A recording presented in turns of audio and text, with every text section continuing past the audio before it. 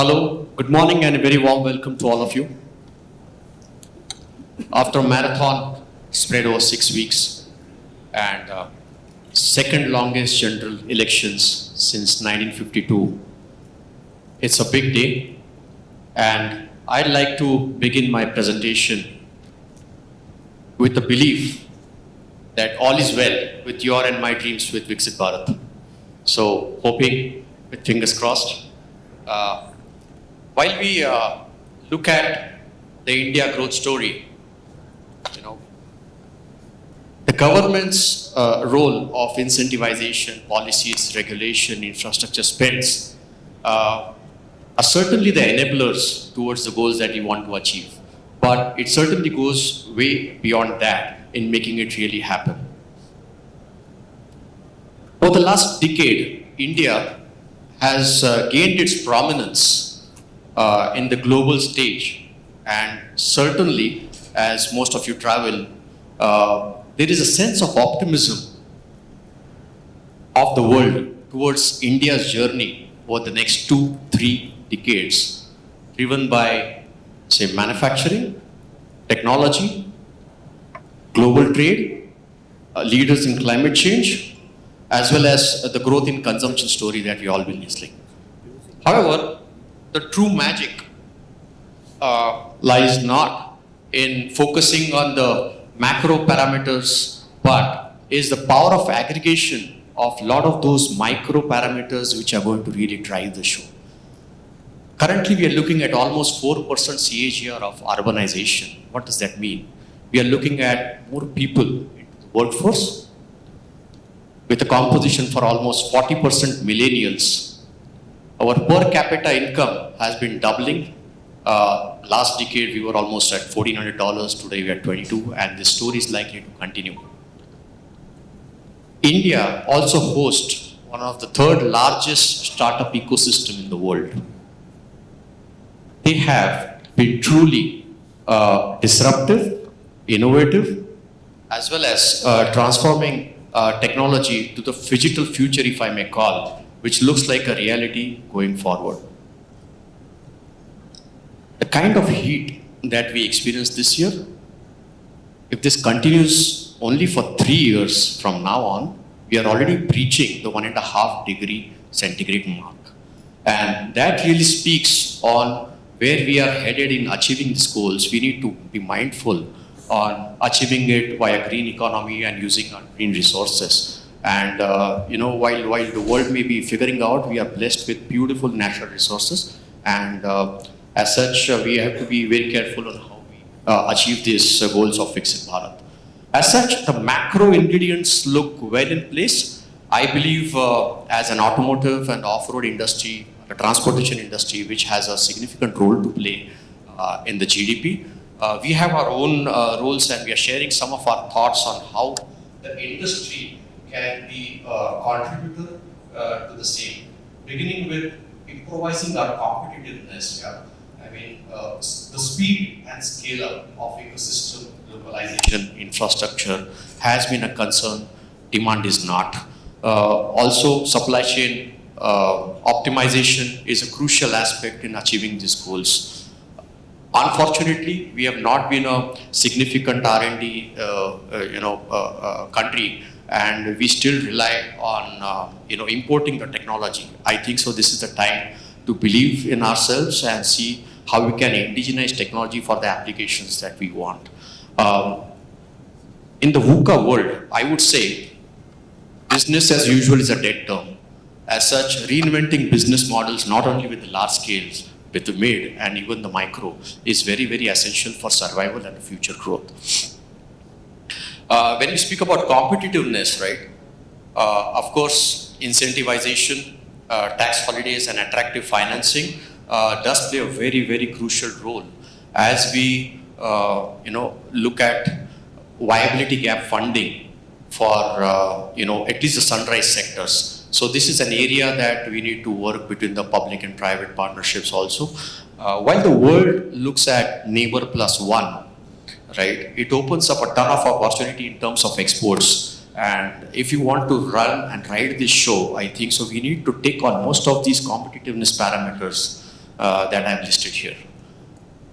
Everything said and done, it's finally people who run the show. And with the kind of skill sets of future which are almost driven by electronics, data economy, if I may call, and softwareization of the vehicles. It's a different beast that most of us are not used to. And upskilling, reskilling of almost 400 million plus workforce is going to be a huge task. It's going to be collaborative and a massive effort to make this happen. While I may term some of these as a midterm goals, we have to be mindful and learn from the mistakes of West that the inclusive growth is very important. We don't want corporatization. MSMEs account for almost 80% of the manufacturing sector today, and we have to be mindful how we have an inclusive growth of MSMEs. Also, a very welcome change is women in workforce. They have been phenomenal contributors right from shop floor to the boardroom, and we need more of them. Having said this, when we look at productization or product economy, one thing comes to my mind is something that is a very nascent stage in India still. Design for environment and design for sustainability is not a mindset or a concept that we still have. I think so when circular economy takes center stage, I think so we need to focus on everything that we design is from a sustainability perspective. As such, a very holistic approach is from the industry's perspective is very crucial in having this done. This to me, I had to take a look twice because this was a very unusual chart for commercial vehicle industry. We are used to seeing a very artistic dips and growth cycles typically in the commercial vehicle industry, but that speaks that most of the macroeconomic factors, right, are in place. The replacement demand more or less looks really strong with almost 7,500 to 800,000 BS3, BS4 aging fleet available for replacement over the next 4 or 5 years, which means the overall scale, I think so, if you look at diesel, fuel rate, freight demand, all of these are positive trajectory. As such, I don't see much of a problem with the growth in the industry, and we will see a multi-year growth cycle for once, or spread over at least 2027, until we see some moderation by 28, driven by introduction of BS7 norms, and also as we look at logistic prices to be going down from 14%, I think so multimodal transportation will play a very, very important role here. That will moderate the MSCV growth by a couple of percentages here and there, specifically the class 8 segment. As such, speak about electrification, it's no-brainer. I think so light commercial vehicles likely to drive the show with bit of traction in MSCV driven by state bus electrification and some private participations towards later part of the decade.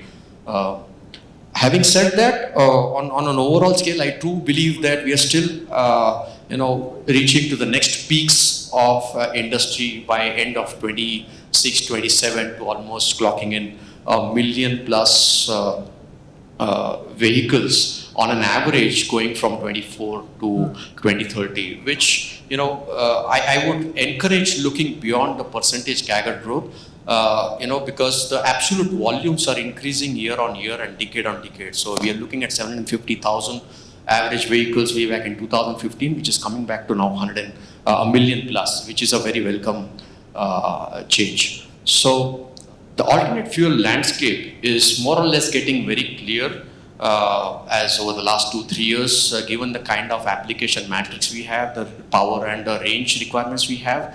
Most of these categories are in progress or already in concept stage. You'll see right from small commercial to ICV intercity buses, intra-city buses, having a battery electric as a mainstay.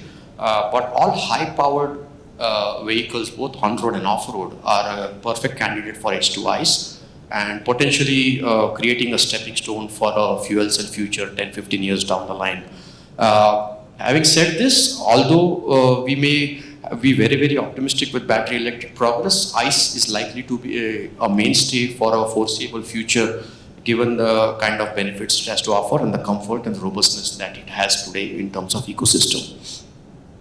If I have to sum up my presentation, sharing some of the enablers for the trends that we are observing in the industry today, for alternate fuel to happen, the energy costs have to go down.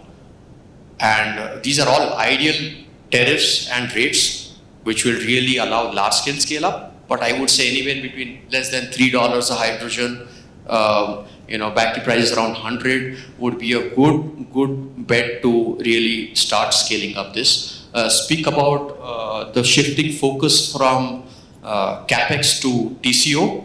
Predictive maintenance has become a focus area, and some of those vehicles which are already connected will allow addressing the downtime and the maintenance cost issues. As the profit pool shifts towards the aftermarket, right? We are looking at digitization, omni-channel distribution. We're also looking at supply chain optimization, and this is a trend that's going to take a big traction across the value chain. And having said that, we have already been hearing in bits and parts about the 3D, VR, and of course AR. Some of these will find sweet spots with respect to smaller parts, testing, simulation. All of these are something that already been practiced or taking some momentum in the industry. Fast forward 10 years down the line, I think so driver shortage, transportation costs can be a debate in itself. And I believe some applications will find a sweet spot in autonomous vehicle. Of course, the industry has a different set of challenges to make autonomous vehicles happen, like safety, cyber security, data, as well as interoperability, and that's going to be a big challenge. But I believe the way we have been progressing, the industry will be capable of addressing those maybe a decade down the line. At this point, I'm going to take a moment to quickly introduce ourselves for those who don't know us. We act as catalyst to help you excel, transform, and grow. And we have been doing this for almost 10 years in the mobility, electronic, and plastic space. There are a couple of areas where we do pretty well is everything to do with data. Also, addressable opportunity identification in the import substitution space, project viabilities. A lot of them are concerned whether this is viable or not. So that's an area we can help. We have supported many of those tier 2, tier 3 companies, help improvise the top line and bottom line successfully over the 10 years. More importantly, today, I'd like to introduce to all of you our new product, which is OE Intel. It is a data intelligence platform, probably the most comprehensive, standardized, accurate, and integrated platform available in India today, which covers right from two-wheel to tractors, gives you a comprehensive view from part to vehicles, features, specifications, and currently, we have mapped almost 80% of the VIO, with almost 500,000 unique parts being mapped, across be it filters, bearings, suspensions, and brakings, and so on and so forth. Many of those product categories. I believe with the precise information, we can support the industry with better supply chain planning, reducing your reverse logistics cost. Also, we are trying to eliminate the extrapolation aspect while demand planning and reducing your custom research requirements because most of them get a skewed decision making with extrapolations. Also, in doing so for last 5-6 years, we realized that our data is almost AI, e-commerce, and e-catalog ready. So if anything of this interest, you're happy to discuss. But we believe in granularity of data. Many of them we can support with the right data set and experience that we have with the distribution network planning and as well as database sales decision planning. Everybody has a target will grow 60 crores. Can you drill down by which market, which applications? Maybe we can support as a second opinion to that. So with this, I'd like to thank you very much for patiently listening, and I look forward for a Power Pack Day learning from all of you. Thank you very much, ladies and gentlemen.